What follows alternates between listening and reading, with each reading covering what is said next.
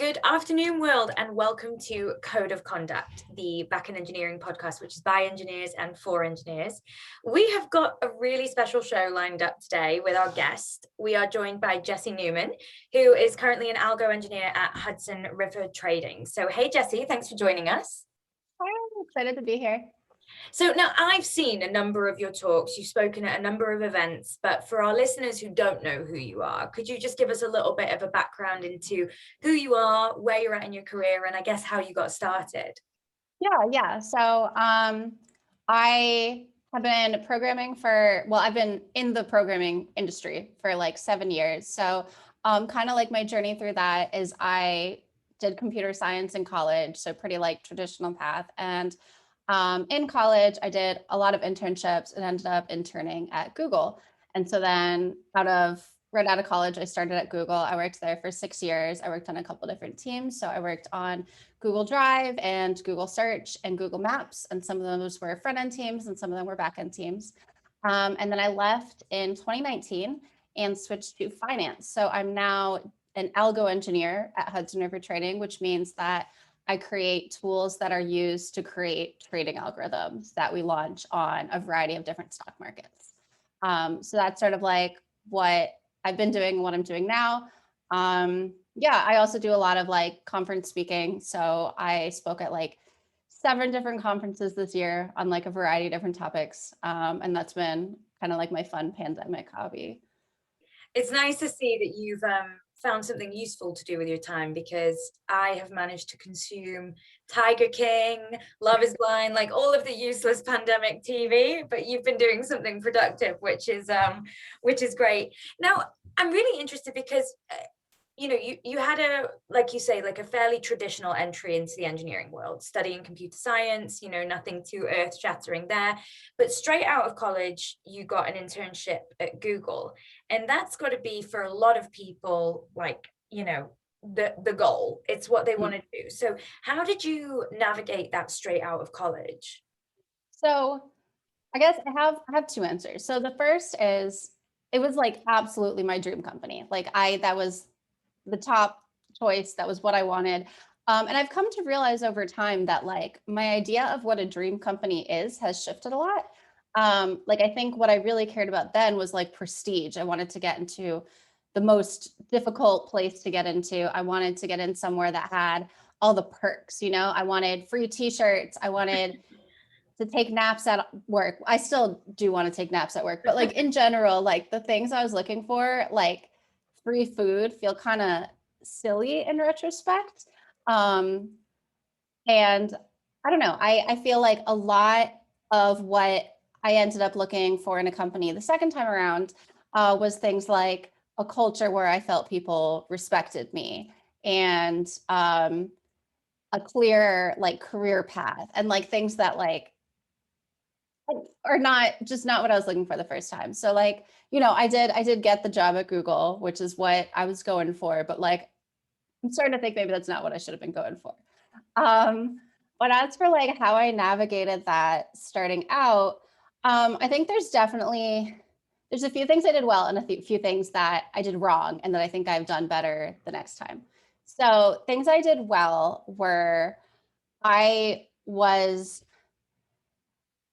had a whole lot of imposter syndrome. I was like, I don't deserve this internship. I don't know what I'm doing at all. They should not be giving this to me. Clearly they like made a mistake. And so I decided like, well, I'm going to make sure that by the end of this internship, it will not have been a mistake. Like I'm going to work and I'm going to learn until like I deserve this, and like until I believe I deserve it. And I think that is probably a better attitude to take. And by the end of the internship, like I did know a whole lot more than I did when I started. And like, maybe I was qualified all along. Like I'm sure everyone who thinks they're not qualified was actually qualified. But like, I think I tried really hard to like make the most out of that experience and try to come away having learned something. And I think that's, if it's done in the right way, an incredibly healthy mentality, right, is to keep learning, keep challenging yourself. But in some respect, that imposter syndrome, that you know, we've spoken about it a lot on the series, but this like millennial existential crisis of like, I'm not good enough, I've got this anxiety and I'm never going to be good enough. Sometimes it can manifest itself in ways that maybe aren't as productive. So for you, what was your outlet? Like, how did you relax if you were constantly trying to prove yourself and constantly earn this prestige that you'd been given? The way I relaxed a lot was by making friends at the internship. And I didn't know I was doing this at the time, but it turned out that was the best networking opportunity I've ever had. Because all of these people I interned with, I still keep in touch with them. And they work at Twitter, they work at Apple, they work at Microsoft, they work at NASA, like anywhere I would ever want to go, any questions I would ever have. I have this huge network of people who like I accidentally networked with, I guess. And so I think socially is how I relaxed. But I don't want to make it sound like I am great at dealing with imposter syndrome. Like as much as like once I got the job, I was like, yeah, I'm gonna do it. I was not gonna apply for that internship. Like I had to be forced into applying by friends because I was like, why would I waste my time on an Wow. application that I would never get? And then it turns out I was the one rejecting me, right? Like so that was a huge surprise. I love what you just said there. Turns out I was the one rejecting me. And it's something like 74% of men are more likely to apply for a job that they don't feel qualified for than women. We talk about inclusive language in job descriptions all the time. These like rock star developers or like ninja warriors or whatever it may be. But what's interesting is you must have, although you were forced to apply, you must have had to really sit down and commit to this application. So how did you start? Like your resume, for an example, like what did that look like for somebody who didn't even think that they could get this internship? Yeah. So I actually got really into resumes in college. So I worked at this internship that was like everything was really confidential. There was like security clearance kind of stuff. And so before leaving, I made sure to talk to my manager there and be like, "Hey, this is what I want to put on my resume. Can you like look at it all and make sure it looks correct?" And he was like, "This all looks fine, but actually your resume is really bad." And so I was shocked to hear that. And that was the first time I'd ever had someone who had done hiring take a look at my resume. And so I ended up kind of learning a lot and trying to learn more from there. And so, yeah, so like the things I did in my resume that I think made me stand out and get that internship were I was very clear about, like before talking to this manager, I listed a lot of like my responsibilities. I'd be like, oh, yeah, so at work, I fix bugs. I get everything done on time. I communicate the progress of my projects. And after talking to the manager, I did a lot more of saying, I added 2 new pages to this app. Let me tell you about the app. It was a mail, like an email clone that was supposed to be used offline. And like the pages I added did this. And like the features I added did this. And like I added the ability to log in on this page. And I added the ability to download CSVs and like very specific things about what I did. And when I could, I listed like the impact that had. So, if I sped up the download of these files by 30%, I would put that. And so I think that ended up being a lot more tangible. It's a lot easier like everyone in an internship fixes bugs and communicates the status of their projects, but like how many people have added login authentication? And if you can do that, like I think like a hiring manager can be like, well, if they can do that, they can probably do this. Like it's a lot easier to picture how you can transfer your skills when you have an idea of like how they've applied their skills before. That is really great advice, and something I see all the time is people just, listing responsibilities. And I guess one question I have for you, if imposter syndrome is really rife in the industry, what I notice is a lot of engineers use the term we did this, talking about we as a collective. And what hiring managers often want to hear is, what did you do? What specific part of the product did you build? What impact did you have? So as you transition through your career, and obviously you did like, just over 5 years at Google, you're now at HRT, and, as you became more senior, more experienced, how did you then use that same logic to, okay, well, I just need to back everything up into your resume moving forward? And how would you advise people to not use this we and shy away from your actual achievements? Yeah. So usually the way I'll do this is I'll split any section I have in my resume into two parts. And the first will be like, what's the context for this project? So what are we trying to build? Because you do need to know what we're trying to build. And then under that, I'll have bullet points of like, and how did I contribute to building that? And I think that allows you to like provide the context while also showing off your achievements.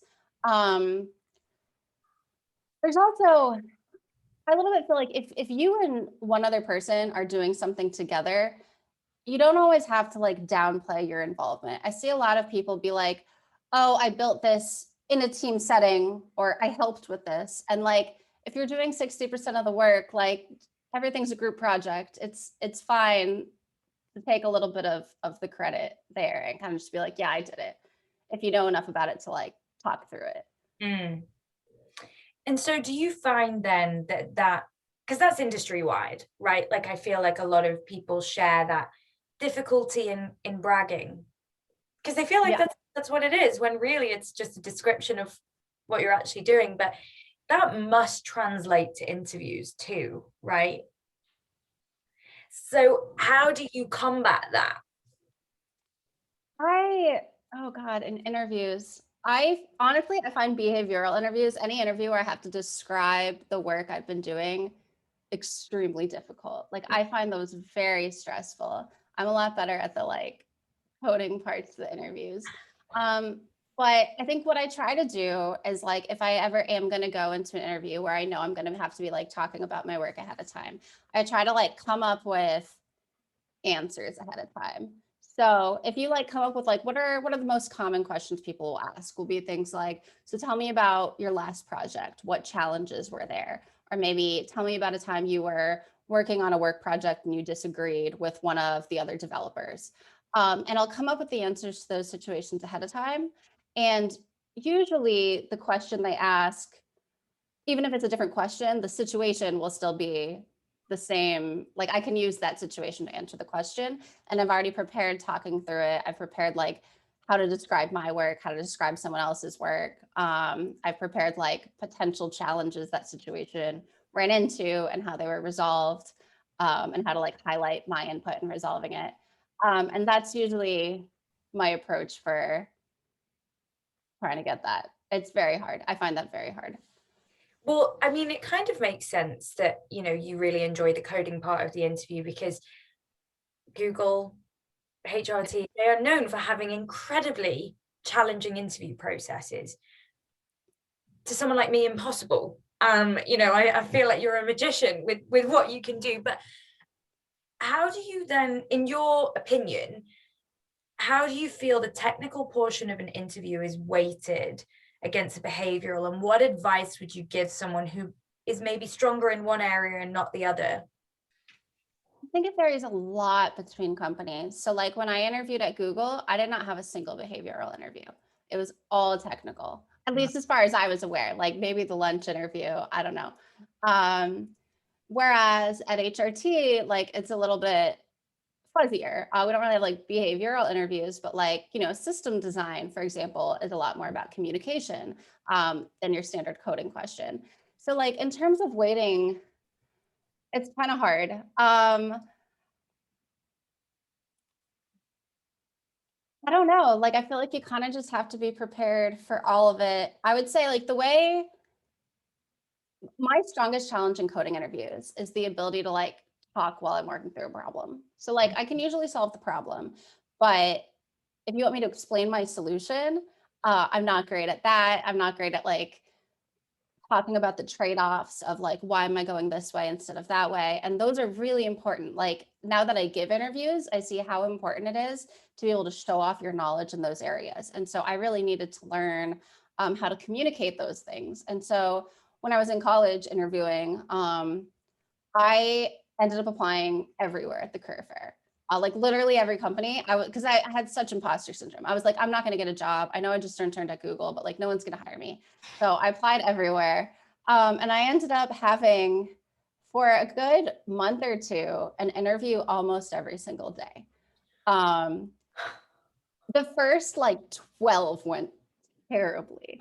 Um, but at some point, like you start picking up on it, you get better at the skills, your nerves come down because it's no longer like that scary interview. It's just like the thing you do at 11 a.m. every day.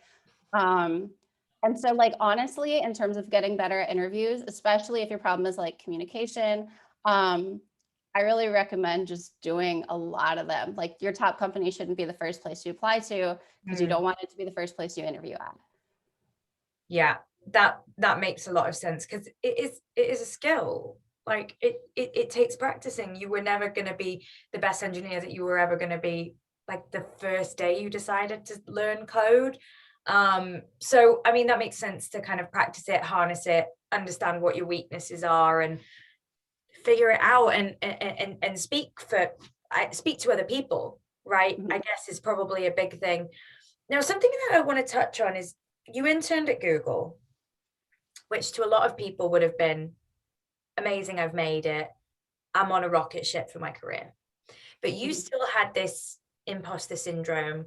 You applied to loads of places. You managed to navigate what I would deem to be, from the outside looking in, a pretty successful career working on some pretty prolific projects at Google. And then you left your little safety net, right? For such a long time, Google was all that you ever knew. How did you, this is a little plug for HRT here, but how did you decide what was the right direction to go in? Because that must have been like starting out from college kind of all over again. I like, honestly, comparing Google to a college is like really, I mean, there were 7,000 people in my office by the time I left. And I, it was hard. Like I had, my doctor was in the Google building, you know, like I was going to have to change doctors, just absolutely everything. As for like picking a new company, I mean, I talked a little bit earlier about how like what is a dream company? And I think I really tried to like quantify like what are the things that I really have enjoyed at Google, because I've worked on like 3 different teams at this point, and what are the things I feel like I'm missing? And so some of the stuff I realized that I really wanted my next company is I wanted somewhere with a really friendly culture. Like I wanted my coworkers to be people I could be friends with. And that's not for everyone, but I realized for me, like those were the teams I was so productive on, were the ones where like I looked forward to coming to work because I wanted to like have a conversation with them. Um, like for me, that was really important. And I'd been on some teams at Google where I felt like I was really respected, and some where I felt that everyone kind of like doubted my opinions. And I knew I couldn't do that again. Like it, no matter how much effort I put in, it just never ended up being enough. And so I wanted somewhere where I felt like people were going to believe me when gave technical input. Um, I also really like very sincerely was like, it has to be somewhere I can take a nap, because I can't function if I can't periodically take naps at work. I like literally in every interview I did, I asked the interviewer, like, so if someone took a nap, like, how weird would that be? And like, sometimes they were like, I guess it would be fine, which means no. And sometimes they were like, oh my God, we have the best nap room on this floor, you know, and then you're like, okay, yes, it's going to be fine. Um, and so I actually ended up narrowing my top choices while interviewing down to Slack and HRT, which are like very different companies in very different industries, but they both kind of like had the culture I was going for. They both had what I felt like were interesting technical challenges they were like currently working on. Um, so that's kind of like the direction I went with it.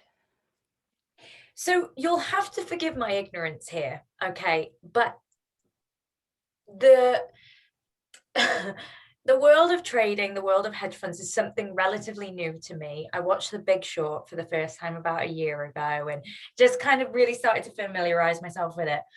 And it blows my mind a little bit, but culture is something that in my head, I think of the Wolf of Wall Street, right? Like that's what I think Mhm. of. And I know that times have changed, and I know that that's a lot of naive ignorance there, but please, can you, I guess, guide our listeners of like what that culture, what you were seeking and what you found? Yeah. So like I was not looking in finance. Like that was not a decision I made because the same thing. I was like, well, I'm not going to find it there. Um, and then I got a LinkedIn message from a headhunter and he started listing some like compensation numbers. And I was like, well, I guess it wouldn't hurt to show up to an interview for like a lot of different finance places. And so I'll say some of those interviews gave me really good impressions of the culture, like the one with HRT, other ones, and I won't say where, I was like, I could never work here. Like I would be so unhappy that I would be so unproductive that I would be fired immediately. Like just absolutely. Um, so I guess like the culture at HRT when I joined, like for my interview, like during lunchtime, someone gets you and brings you to lunch, right? And so I like sat at a table with my lunch interviewer, and then everyone just kind of joined the table. And like a few people were like, "Oh, I haven't met you before. Who are you?" And I'm like, "I'm interviewing."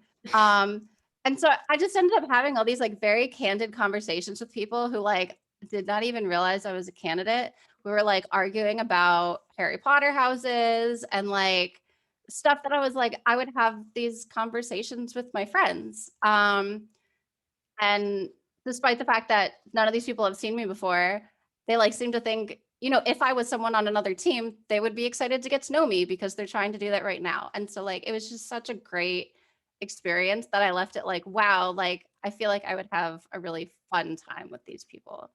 Yeah. And that's what sold me on it. That's what made it my top choice. That's interesting because it's not something that every developer would place a huge amount of value in. I mean, it is the most important thing for some and not for others. And there's no right or wrong, but Definitely. Yeah. you seem like a very collaborative and social engineer, someone who you thrive in and around other people. So what's COVID been like, and look, Oh my God. the eye roll gives it all away. I'm so excited. I know like everyone's like, oh, I want to work from home forever. I cannot wait to go back to an office. Like I want my work from home days, you know, like once or twice a week, but like I cannot wait to be in an office with people again. Um I so once it became clear that like we were going to be working from home for some period of time, I was like, I refuse to let this stop me from having friends at work. So every Zoom meeting I went to, I turned my camera on. Even if it was a one-on-one meeting, I would just like turn my camera on while theirs was off. And like 20 minutes into the meeting, they'd give up and turn it on. Um, I was like, no, we're hanging out whether you want to or not. I like planned a few different like events. So we had like an Among Us night. We had what else? We like played code names. I created like a Slack channel just for people to like chat about whatever, created like a memes Slack channel. I was like, no, we're gonna make it work. And I think it has gone okay. Like it's still not in person.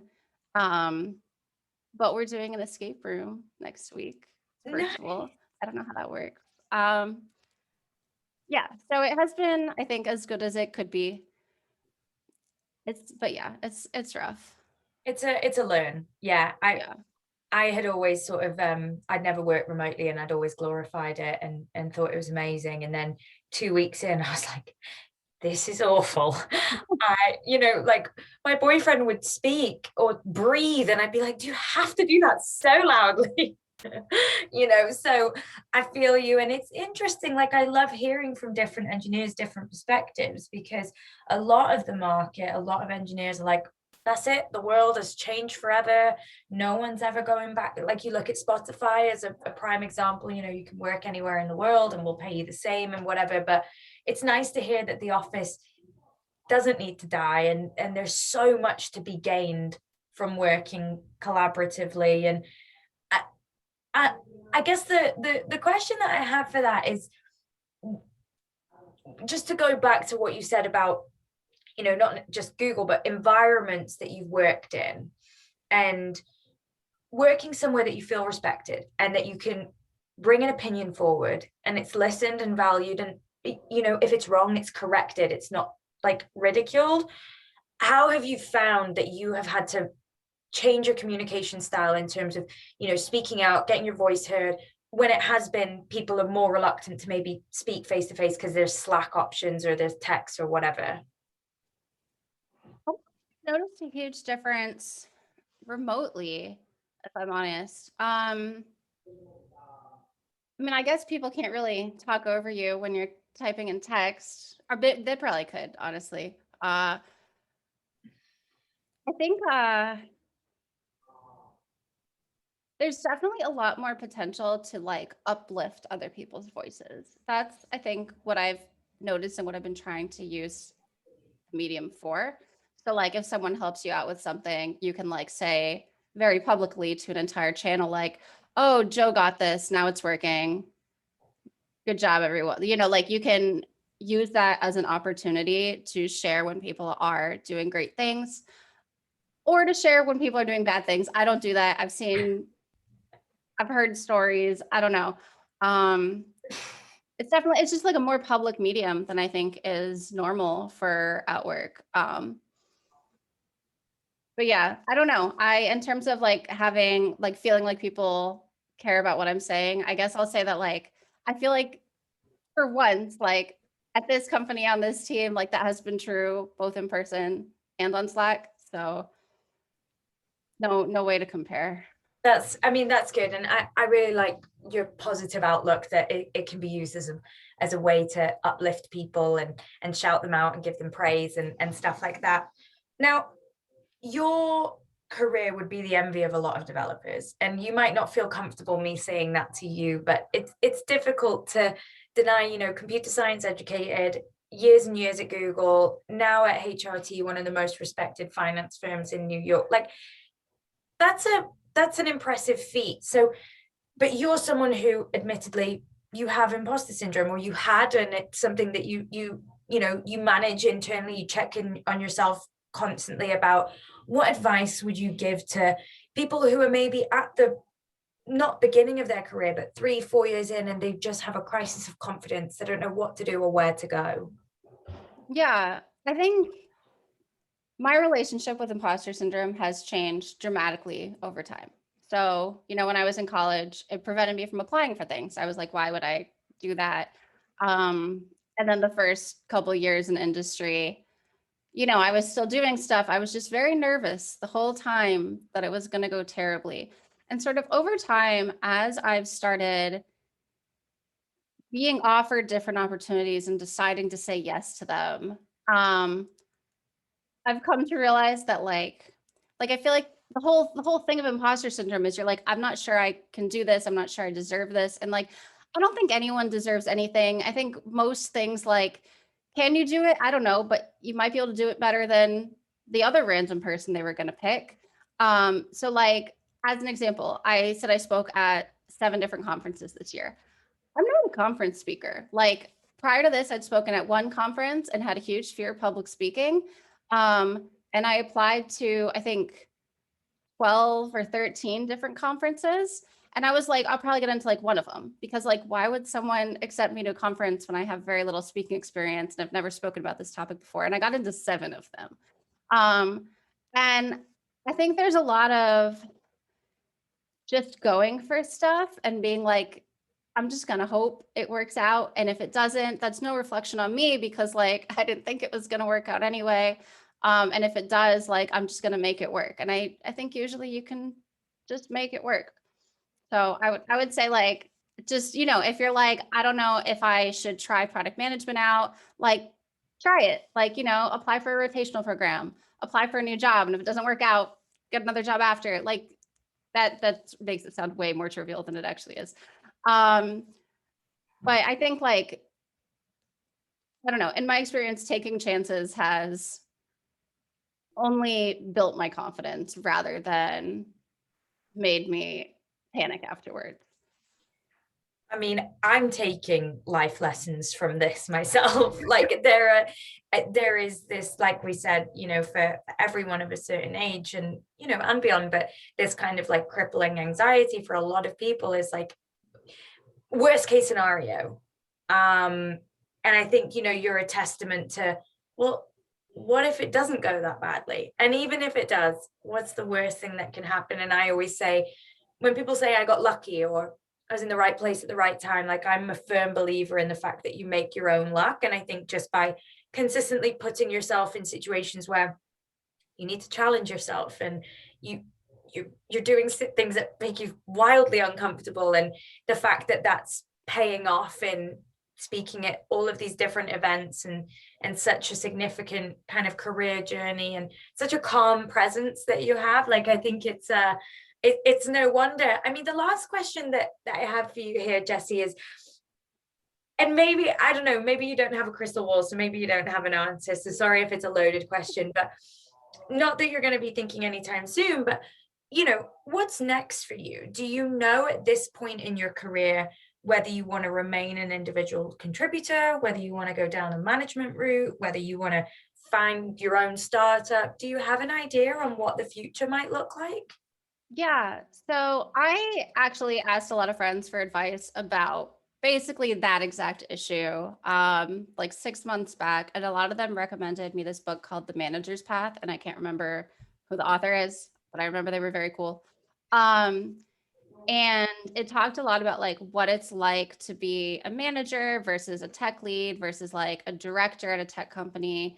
It did not talk about startups. So I don't have any insight on that. But I think I've realized that I don't want to manage people. I love coding. I want to keep coding.